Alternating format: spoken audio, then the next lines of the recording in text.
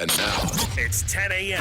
Let's just get down to it. And it's time for your sports fix. Strap yourselves in, folks. From two guys who have covered the teams you're passionate about for years. We are professionals. This is Jake Scott and Ben Anderson on 97.5 The KSL Sports Zone. Jake and Ben, 97.5 The KSL Sports Zone. Jake Scott, Ben Anderson, thank you for making us a part of your day. What a business. So funny. I love where we work. Just funny stuff. You're in my decision, your decision and mine, and I think Christian so far. Though I don't know what Christian does after the Saturday show. He probably flexes that celebrity muscle he's got there. Sitting on the sidelines is so much better. Oh yeah, don't sure. be a star player. No. And I mean that in this business. No. Just hang out and just watch the show. Watch the show. Just watch the show. Don't write the story. No. No. Don't fall for that temptation. Be boring. Be boring. Be boring. Yep. It's better. It's way better when you're boring. Well, off the mic anyway. Yeah. We try not to bore anybody on the show. That's not exactly what we're talking about. But, quiet personal life. Yeah. That's nice. Quiet. Yep. Nice and quiet. Speaking of which, this is your kids are in the same district my kids are in. The last day of the Christmas sabbatical. Yeah, it's crazy. It was a month off. It's wild. Christmas feels like a month ago. Yeah. And they were out for like a week and a half before that or whatever it was. Yep, 19th to the 9th, I think is what it was. 19th to the 9th. I talked to 7th, sorry. 19th to the 7th. My Sadie, my 8-year-old, had a friend over, so I talked to her parent for a minute when they came when she came to pick, and I think they have either 3 or 4 kids, but of school age, like younger than high school, right? Like junior high, elementary, or whatever. And it's a very lovely person. Obviously frazzled. Yeah. Obviously, she's like, wow, the can't wait for this to come to an end. Ready to get back in school. Some chaos. Yeah. Chaos going around. And I like the break, but I do think you do the kids a little bit of a disservice. They are so far removed from school now, it's like starting over day one. They've erased school from their memory. Where you're picking up now, you might as well just be starting in August again, or whenever the summer break. Yeah, ends. it's going to take you a month to catch back up, warm up to where you were. Oh yeah, I mean, I would like to think I'm the type of parent that will stay on top. Like, hey, why don't you practice your French a little bit? While we're here on the. No, I did none of that. No, I don't think she's read a single word out of a book. Totally agree. Since she got out of school. So anyway, hope she enjoys her last day. Yeah. Before she goes back. Oh, for 2 days and then a short day. What a week. Yeah. Yeah. What a break. A week. All right, Ben, where do you want to start today? That real thriller last night in Portland? I don't know. I do think, I guess if you want to start there, I do think we have a sense of the direction the Jazz season is heading. And it is this direction I think everybody assumed, other than there's been players performing better than expected, and that includes both Lowry and Keontae George. But, suddenly you look up, and I think the Jazz are tied for the 5th worst record in the NBA again. It's just like they are exactly where they wanted to be. And to start the new year, they have an opportunity to control their outcome the rest of the way and hold on to their draft pick, et cetera, et cetera. Though I do truly believe that ends this summer. Well, yeah, I mean, that's what we were told last summer, but yeah, good times. Yeah. I don't know. That trade to get off Derek Favors may have been the worst trade in NBA history. I know you want to bag on the Wizards for trading Denny Avdia, who you and I both really which was a obviously terrible trade because he's really good. But I don't know if that trade is holding the Wizards hostage for half a decade. No, it is interesting. And one of the ways, and this actually was spoken about over the last couple of weeks, apparently in NBA circles with Adam Silver, is that one of the ways they want to fix tanking in the NBA, which is always dangerous when Adam Silver wants to fix things, he tends to screw them up worse. Cats in the wall. Is they do want to get rid of pick protections on trades. So basically, maybe you can do top 4 protected, which is how many slots are decided in the lottery now, the top 4 picks, or lottery protected. But you can't do like top 8 protected, because that's why the Jazz are in this mess right now. It was top 10 protected, then it jumped up to top 8 protected. and they've just had to fall under that limit over and over and over, and it's almost forced their hand into tanking, other than they could have just bit the bullet, given up Cody Williams or whatever pick it was and been out of it by now. Had they chosen to do that, and they did not. So as far as, if we want to really read into one game, which I hate doing, but, whatever. We do a daily sports show. Sure. Have you ever worked in an environment with really bad morale? Yes. Yeah, I have too. Mm-hmm. And it's hard to give it 110%. It just is. It's just a natural thing. I worked in radio through the Great Recession, and let me tell you, it was rough. And morale would get really low. And it was hard to do hard things that were necessary to do for the job. I'm not trying to confess any sins here. I think that's pretty. Yeah. I think that's pretty common when morale at a workplace or whatever, a team, whatever you want to talk about, is low. And when the Jazz beat Detroit and San Antonio back-to-back, the team had a ton of juice. Mm-hmm. And Ben Anderson's tweeting out, "Screw it, go for the plan!" Yeah.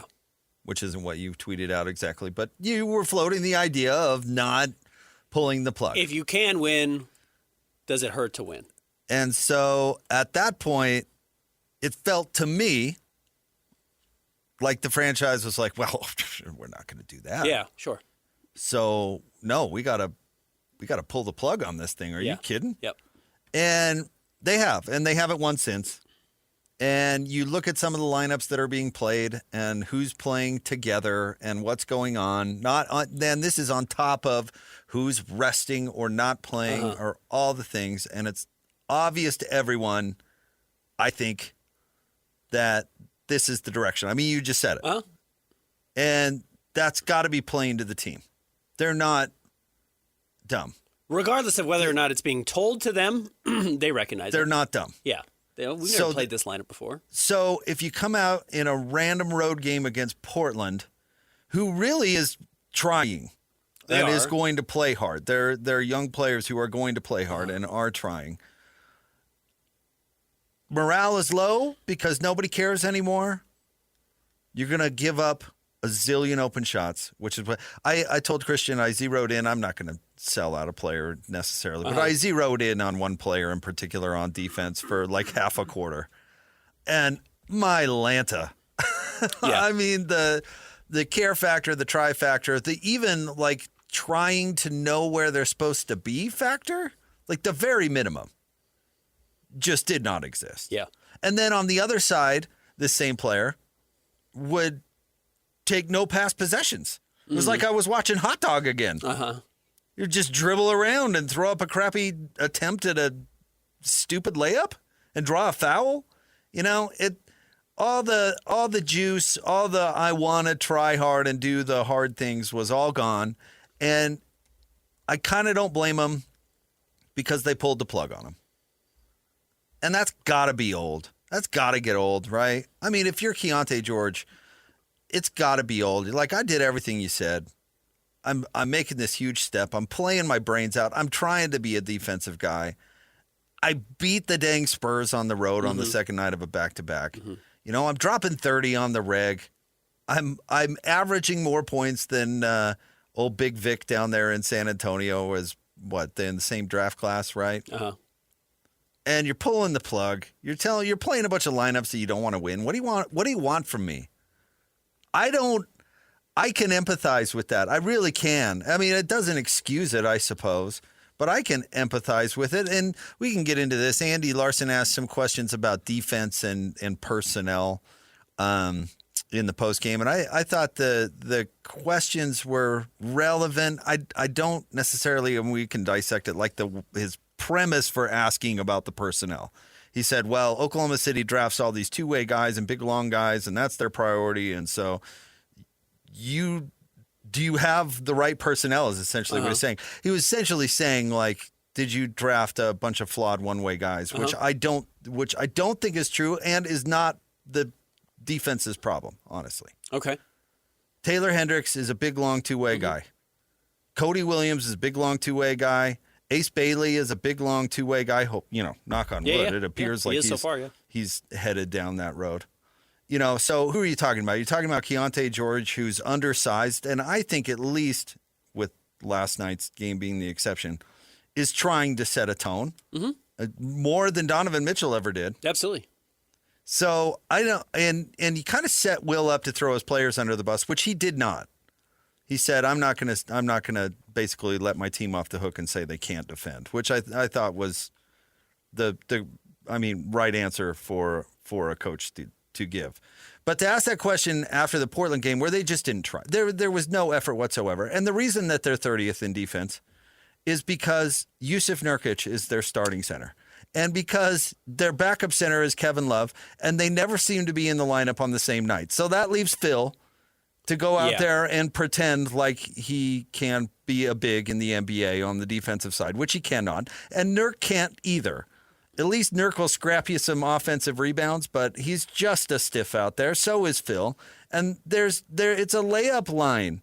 And so, if Cody Williams gets beat, it's a layup. It is. And Will even talked about that It's yesterday. a layup. He does say, yes, you need to assume your teammates can play some defense, but also you have to understand that if they get beat, you have to help. Yes. And the guys aren't doing that. So it's a bunch of guys on an island getting beat over. So don't let them off the hook with it's a personnel. Like, why bother? Like, no, not why bother. I mean, it's the thing with Bryce Sensabaugh. That guy's got all the physical tools to be a fine defensive player. Yeah. He's not. Yeah, he's not a very good defensive player at all. So you can draft. Give me a two-way guy. Oklahoma City drafted just right off. Jalen Williams. Yeah.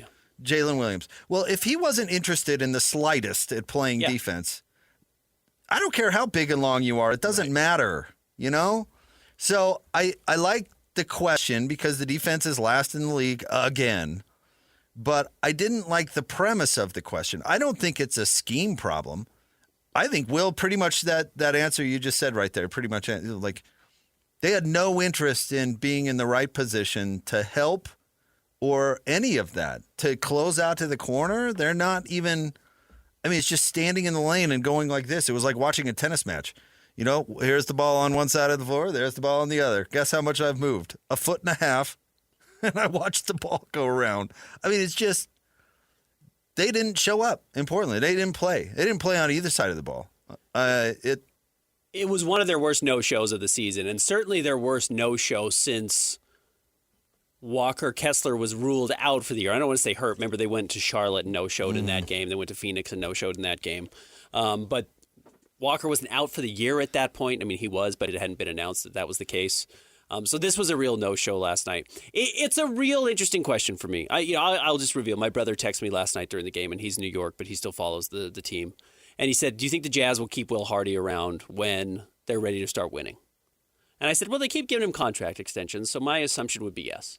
And I said, I don't know if he's a good defensive coach. I don't know. We haven't ever seen him coach a good defensive team. He coaches great offensive teams. Jazz are a great offensive team right now. He mentioned it last night. He said, we didn't play particularly well, and we still scored 117 points. Like, he knows how to put together offenses that are competitive night in and night out, and we've not seen it on the defensive end. And then my question is, well, can you be a good defensive coach when Yusuf Nurkic is your starting center? The answer is probably no. Can you be a good defensive coach when Kevin Love's on the floor right now as the 36-year-old or 37 or whatever he is? Probably no. Do they have a bunch of good defensive players on the team? No. So is that a Will Hardy problem, or is that a personnel problem, or is that a scheme problem, or is that the bigger issue is, I think what you're getting to is, if you know the team is not trying to win, defense is the last thing you're going to try and do because defense stinks. Bingo. Playing defense is not fun at all. Okay, let me, as far as a defensive scheme, and I'm going to underplay defensive schemes. I'm not saying they don't exist or don't matter, but they kind of don't. Was Phil Jackson a great defensive coach? Probably not. I have no idea, honestly. Right. Who but knows? You know what? Why those were good defensive teams? Because Michael Jordan guarded. And so did Scottie Pippen. Period. End of story. Yeah. And if So did those Dennis two, Rodman. if those two guard, if your best players guard, you have to guard. Yeah.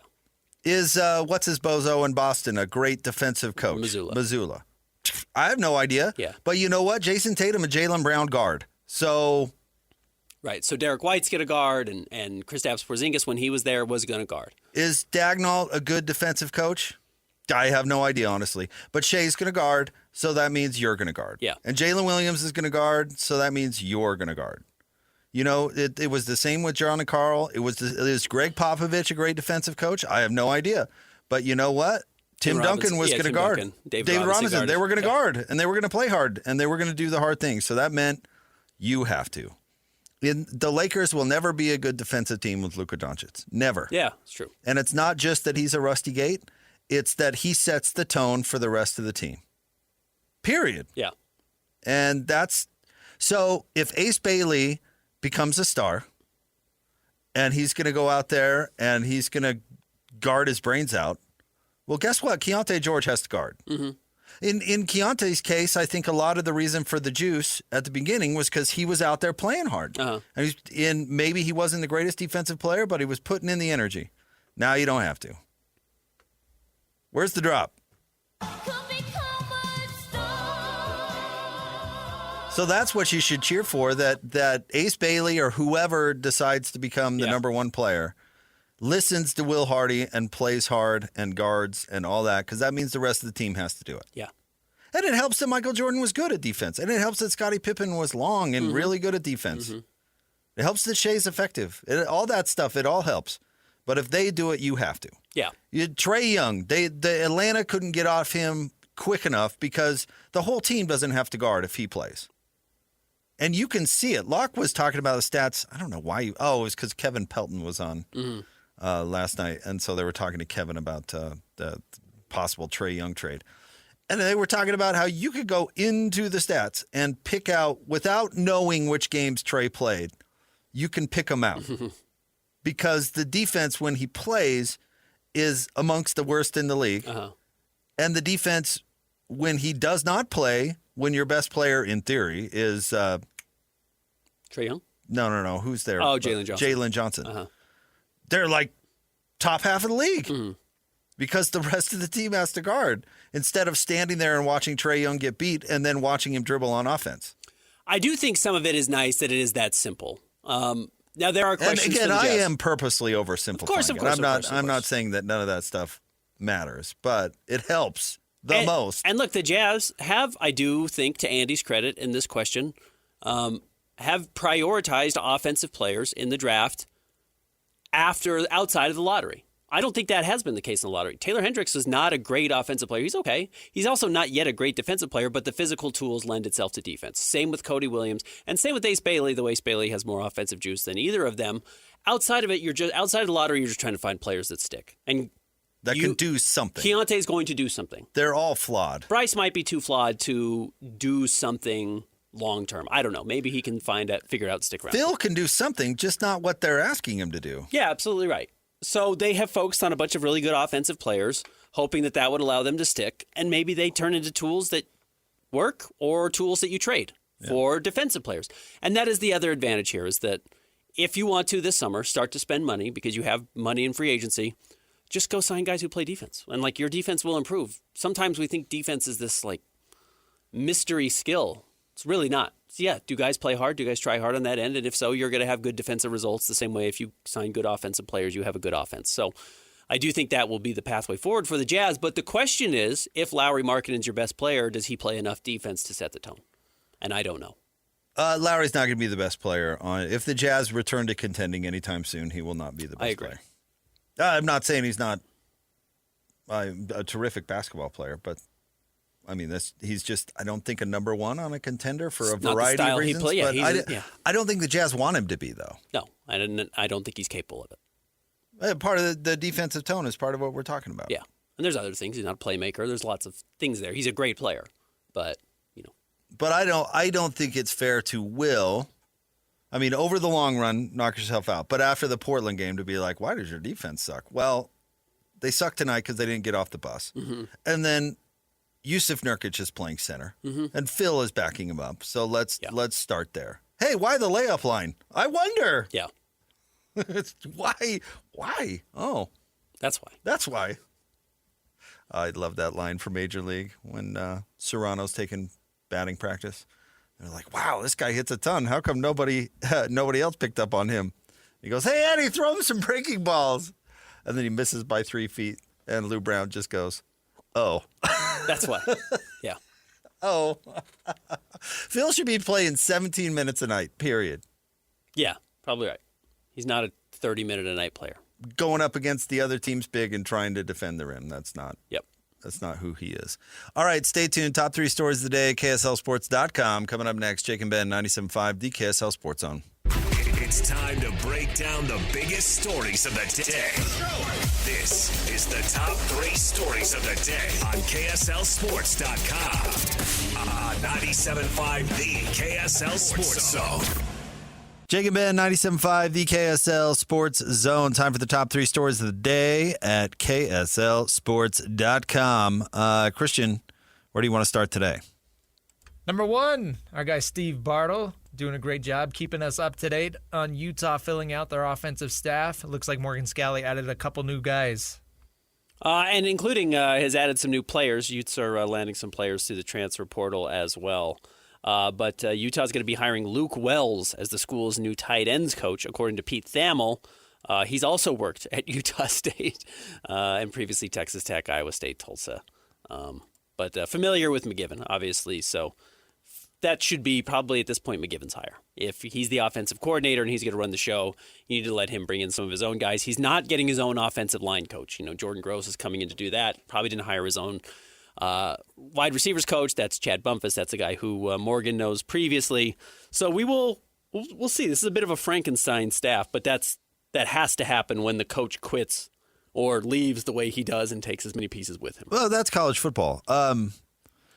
The way Kyle Whittingham ran it forever, where you have the same guys for like a decade, that doesn't happen. That's not a thing. Yeah. Everybody else has Frankenstein staffs. Kyle was just not like all that active in that world. He wanted his guys to do it the way that he wanted, and that's it. Period. Event.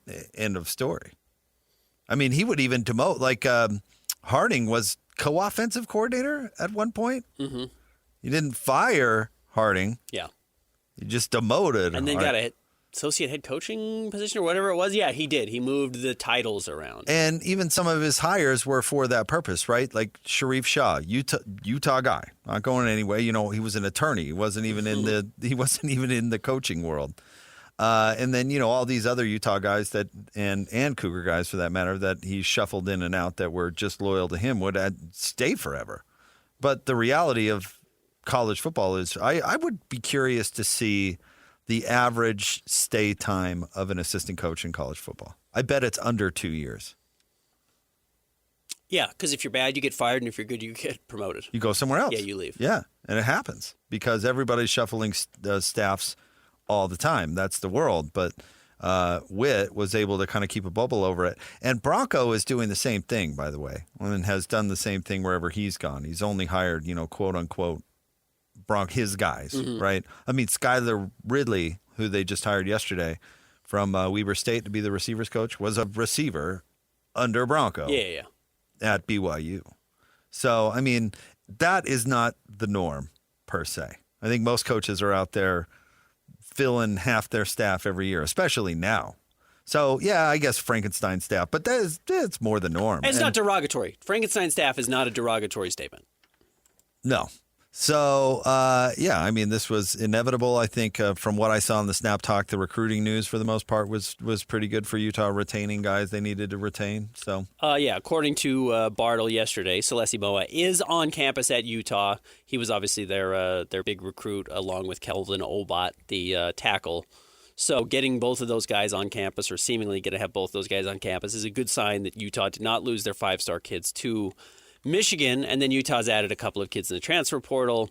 Marcus Wimberly, who's a safety coming over from Oklahoma, and then a D tackle from Wyoming today, Lucas Samsula, who Utah played against earlier this year.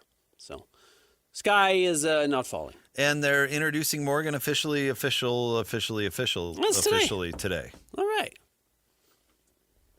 That's what I was saying. Yes, it is today. I forgot. All right, what's next? Number 2, speaking of the transfer portal, this could have a domino effect here in Salt Lake City. Bryce Underwood returning to Michigan. Yeah, it's funny. This could absolutely have a domino effect. It could have no effect at all on the outcome of Devin Dampier or Bird Ficklin, because it's not like Michigan would be the only destination for quarterbacks in demand. And Devin Dampier, after what we saw in the Vegas Bowl and most of the year, should be a quarterback in demand. I mean, he's a lot better than a lot of college quarterbacks. Is he the best quarterback? He's not. Is he a lot better than a lot of players out there? He is, and I think a lot of teams would be interested in adding him. I don't get the impression either of those guys are going anywhere. Certainly not to Michigan. Is this a good decision? If you were giving Bryce Underwood advice, would you tell him to stay? I would. I do think that what Jason Beck does should match the physical tools of Bryce Underwood, and I'm not convinced that Jason Beck didn't want to throw the ball, so much so that Devin Dampier does not throw the ball particularly well. He's not terrible at it, and he was able to move the ball down the field some against Nebraska, but we saw him, when he needs to make a handful of throws this season, not be able to do it. And if Bryce Underwood can make a couple of those throws, I bet the offense looks better. I would have him look into Witt's track record with quarterbacks. I think that's fair. I mean, he just doesn't put quarterback. I mean, if he wants to play in the NFL, it's probably not a good decision because Witt just doesn't put quarterbacks into the NFL. Witt's also never had a player of this caliber. But to the point of he's had 21 years of quarterbacks and none of them have ever gotten drafted? 0. Yeah. Tyler Huntley has made it as an undrafted free agent, which, by the way, his backup quarterback commercial is incredible. I haven't seen it. Oh, it's so funny. I need to watch it. Who is it? State Farm or somebody like that? I don't know. I should know. It doesn't matter. They're not paying us anymore. Like that? But they have this, wouldn't it be nice to have a backup quarterback in life, like a backup in life, okay. to come into difficult situations and fill in. And it's a parent having the birds and bees talk with the kid, and they call in Tyler Huntley, Oh, that's and great. it's so funny. That's funny. It's so funny. And the kid, I can't remember the line at the end, but he comes away saying like, wow, I really understand life now, or something like that. It's so funny. Yeah. And he's super good in it. But the point is, I mean, Travis Wilson, Cam Rising, Brian Johnson even. This is a long list. You go, everybody loves to compare Utah to BYU, but BYU's had, Max Hall, John Beck, Zach Wilson, Jaron Hall, Taysom Hill, although I don't really count Taysom. But he didn't get drafted, right? No. But, yeah. So, and BYU and Utah have been similar programs at very least, for that run, and they've had way more quarterbacks go on to the next level. So, I don't know, good for Michigan, I guess, but, hope you like running the option. They also had a corner, I think, recommit today that had entered the transfer portal. Witt's done a pretty good job of retaining talent on his roster. All right, what's next? That's good news for Utah and BYU. Number 3, Sean Durzin wins it for the Mammoth in overtime last night. Schmaltz, pass across. Durzin trying to pass it back. It comes to Kraus. Kraus, Schmaltz, back door, and they score! Sean Durzin wins it in overtime here at Madison Square Garden. Pretty resilient performance from the boys, from the Mammoth. They were down 1-0, kind of looked like they were getting beat up a little bit, spent a lot of time on the penalty kill, and still found a way to break through. Dylan Gunther had a big goal in regulation. Carconi had a big goal in regulation. And then, nice to see Durzin. I'm not sure Durzin has had a crown jewel moment yet as a member of the Utah Mammoth, though he's quite well liked apparently.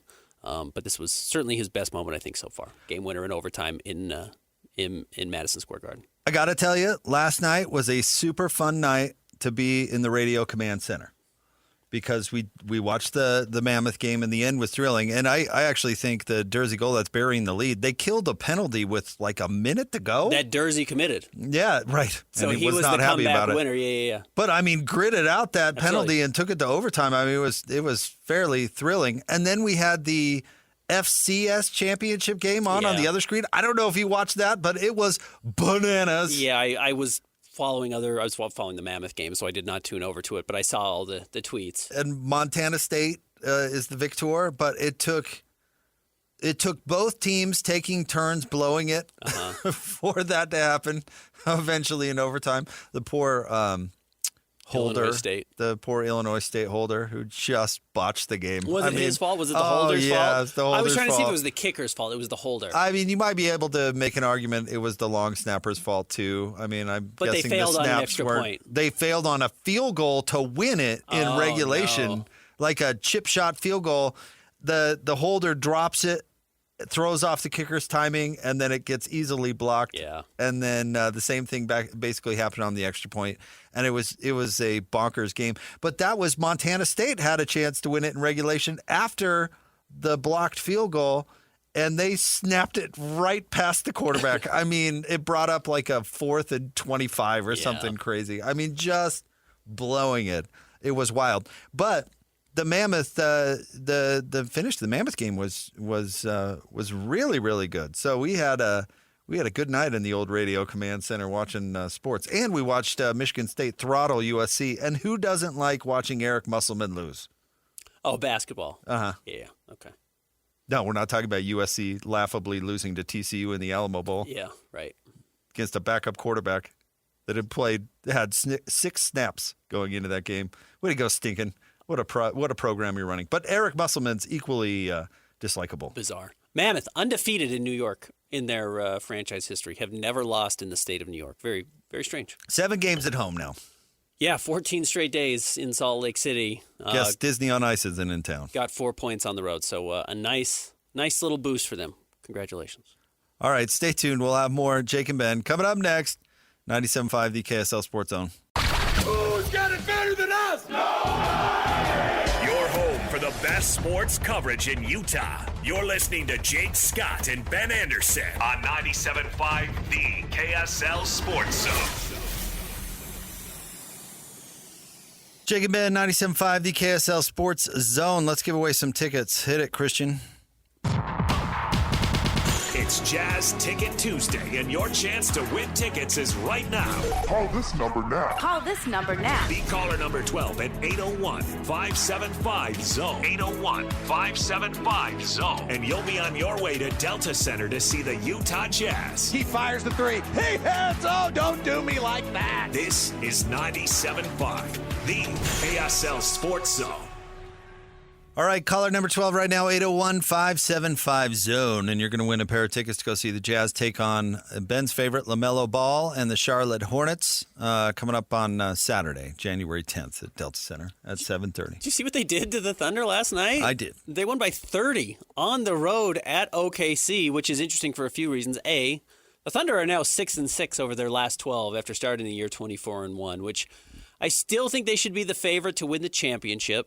Because they've done it before. We know this roster is good enough. They are hitting that malaise that happens the year after you win a title. That 24-1 is a really difficult pace to keep up, obviously. And they're not going to get close to matching the 73-9 total now that we saw from the Golden State Warriors. And if everyone remembers, Golden State Warriors did not win the title the year they went 73-9. LeBron did. So I should say the Cavaliers, but it felt like LeBron did. But I do think after losing by 30 at home, that should be the cold glass of water to the face that should wake the Thunder up. And then they come in with all due respect to the team we cover. The Utah Jazz should be the slump buster that they absolutely hammer coming up on Wednesday. 4th game of a winless 4-game road trip for the Jazz at home against a team they are particularly poorly designed to go up against. This could get ugly. You know what was funny? Like we have these big TVs in our studio, and so I was talking about watching all these games. But by the post game show, everything's over, right? Especially since the Jazz played late, so we had SportsCenter up, and I'm watching the highlights of the game, and they showed all LaMelo Ball highlights, and they were the most ridiculous shots you've ever seen taken in your entire life. And somehow they went in. Like falling out of bounds on one leg. He hit a one-footed falling out of bounds, didn't jump. In the corner, his foot was on the line, but yes, the ball was going out of bounds. He grabs it, shoots it off of 1 foot while standing still, and it went in. So I raced to the box score. I was like, my Lanta. It's like, what did LaMelo Ball do? To be fair, I have not done this, so I'm curious to hear what happens. I was like, oh, okay, let's see what LaMelo did. I mean, if every highlight that SportsCenter showed was LaMelo taking a stupid shot and it's somehow going in, what happened? Must have had a great night. I opened up the box score. LaMelo actually doing less was the reason they won. Brandon Miller was awesome and had 28 points, and Con Knippel, who's off to a really He's insane. He's so good. Good start. I mean, was incredible. I mean, the reason they beat Oklahoma City was because LaMelo only took 10 shots. Oh, wow. I think he was 5 for 10 and 4 for 7 from 3. I think SportsCenter showed all 5 of his makes. Every highlight, yeah. I mean, the thing is, Charlotte has players. Like, I mean, Miles Bridges is unlikable, but he's good. Good player, yeah. Brandon Miller is good. Yeah. Con Knippel apparently He's going to be an all-star, yeah. is really good. LaMelo Ball is like the 5th best player on that team right now. Anyway, real quick, because stat guys cannot get off this guy. I don't understand. Yeah. I don't understand it. Well, again, we had Kevin Pelton. He was on the entire broadcast with David. He and David are buddies because they're both stat guys. He's ESPN's. And I think he was an intern for Locke. Stat guru. Is that true? I have no idea. Yeah. But they're into stats. And Locke went through a list of players and asked if Kevin Pelton was like off or on, and he's, are you still on LaMelo Ball? And Pelton's like, yeah, I still am. Yeah. It's like, I don't get. I mean, if Charlotte figured out that they shouldn't just turn their team over to that player in particular, they would be so much better. If you want to talk about the race for the bottom, Charlotte has a good enough roster. They should not be involved in the race for the bottom. They should be pushing for a play-in. They should. I think they're going to take a bath on a LaMelo trade, and they should. They should move off of him. Yep. Because you have Con, because you have Brandon Miller, because you have a couple of other pieces around them, and you should retool around those guys. It's the same way. I think the Hawks are going to take a bath on Trae Young. I mean, one of the teams, funny, we're talking about the Wizards because they traded Danny Avdija earlier today. Otherwise, we're never going to talk about the Wizards again. But, like, they're one of the teams that are a potential destination for Trae Young, which, A, tells you of, like, desperation, sucking up desperation. And, B, I think the Wizards would want draft capital back. Like, I think the Wizards want something to take Trae Young, which becomes interesting of where the NBA is going. Can you win with these guards who don't play defense and put up huge numbers? No. And then can Keontae George exit that archetype? Can Keontae George be more than that, which is really crucial offensively and doesn't impact the game defensively well enough to help a winning team? And maybe I'm biased. I think he can, because I do think we have seen the effort. Is he a ball-dominant guard? He is not. He is not. No, he does not play like either Trae or LaMelo Ball. He does not. No, he doesn't. And I don't think, as long as Will Hardy's the coach, I don't think he's going to allow that. I think you're totally right. There is a laziness to the teams that have had Trae Young and LaMelo Ball just say, fine, go do everything. Yep. And to be fair, Will Hardy has not allowed Keontae to do that. And I think the reason why you are paying dividends, or he's paying dividends now, is because he was not allowed to be that player. I think that's accurate on your part. He's not. I mean, you go look at his usage, and it's definitely up this year. But, I mean, what was LaMelo Ball's usage last year? Yeah, it was like in the high 30s? Yeah, it was like the highest since Kobe's 35-point Wasn't per it game like season. 41 at Yeah, it was one like point, 40. at some point? It wasn't. Yeah. I mean, the Jazz have not given their team to Keontae George. The way the Rockets gave their team to James Harden. And at one point, Charlotte, maybe they're moving off it, gave their team to LaMelo Ball, or Atlanta gave their team to Trae Young, or the Knicks gave their team to Jalen Brunson. I don't think that is Keontae George. In fact, I think Keontae's at his best when either old Walt Clayton or Isaiah Collier is on the floor with him and he moves off the ball. I'd be curious to see maybe a statistical breakdown of that. But my eyeball says he plays his best basketball with another playmaker when he's actually off the ball. I think the Jazz could use a two guard next to him. I think Keontae should be point guard, but I could be wrong on that. That does a lot of point guard things also, whether that's a Nickeil Alexander-Walker or a Derek White or somebody like that. But no, I think you're right. I think there is a real risk in giving everything up to one player. Like that? A ball-dominant guard, certainly. Yeah, a ball-dominant guard specifically, especially guys who don't have any interest in playing on the defensive side. I mean, this sounds crazy, but Luka makes LeBron worse. It was funny. We were watching a Lakers game the other night, and my wife's a big basketball fan, and she was like, "Man, those two have zero chemistry." So, yeah, they are playing next to each other. They are not playing together, but they are on the court at the same time. Right. No doubt about it. But there's no spark. There's no dynamic to those guys being on the floor together. Because here's the hard part. You look at those players and you go, oh, if they could only put someone next to them. But the problem is they don't allow someone next to them. Yeah, there's no right player. There's no right player. Remember when Kristaps Porzingis got traded to Dallas and everybody's like, oh, this is the perfect player to put alongside Luka Doncic.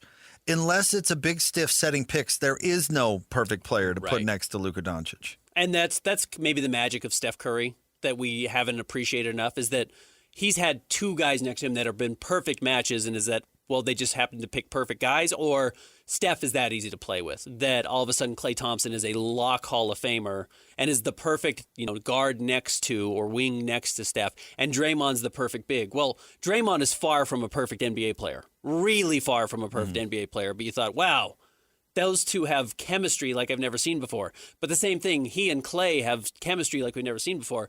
Well, that's because Steph truly is a brilliant player and knows how to play with guys to make them better. He is not a ball-dominant guard. In fact, picture your quintessential Steph offensive play.